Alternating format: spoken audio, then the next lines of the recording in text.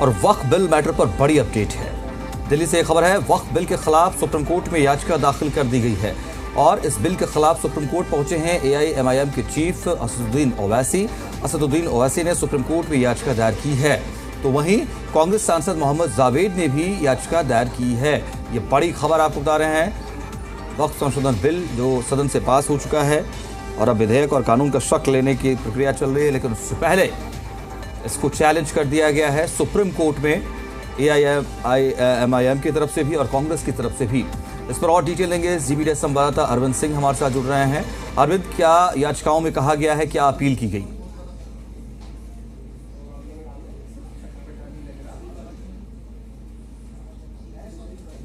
अरविंद जी, आप क्या सुन पा रहे हैं?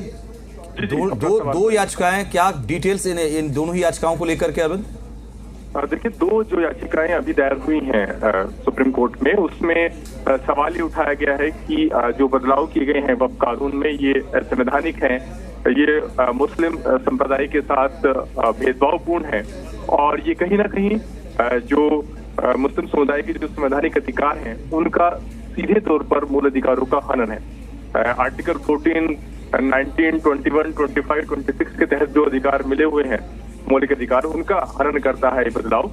ये सारे सवाल याचिकाओं में उठाए गए हैं और जो कानून में अलग अलग बदलाव किए गए हैं जिसके तहत सिर्फ मुस्लिम समुदाय का शख्स ही वक्फ कर सकता है, इसके अलावा जो काउंसिल में जो गैर मुस्लिमों की जो मौजूदगी है उस पर सवाल उठाए गए हैं।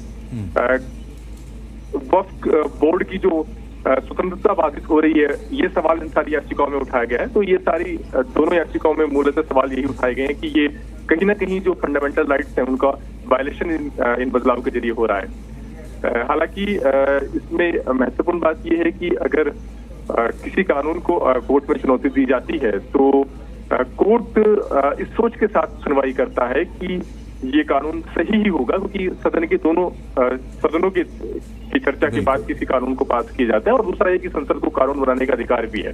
लेकिन महत्वपूर्ण बात ये होती है कि संविधान के मुताबिक संसद को कोई ऐसा कानून बनाने का अधिकार नहीं है जो लोगों के, नागरिकों के मौलिक अधिकार का हनन करता हो।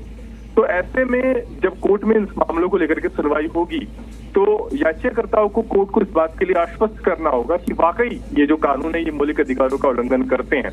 ऐसी ही सूरत में इस कानून पर रोक लग सकती है या फिर उनको आगे चलकर रद्द करने का रास्ता भी साफ हो सकता है, जो कि याचिकाकर्ता मांग रहे हैं। लेकिन ये रास्ता बहुत आसान नहीं रहता और जैसा मैंने कहा कि जो प्रिजम्पशन है वो इस बात के पक्ष में रहता है कि चूंकि कानून संसद ने पास किया है, सदनों की चर्चा के संसद के दोनों सदनों में चर्चा के बाद ये पास किया गया है। सही कह रहे हैं आप, तमाम पहलुओं का ख्याल तो सुप्रीम कोर्ट या कोर्ट रखेगा ही। अब देखना है कि इस पर रुख क्या रहता है कोर्ट का।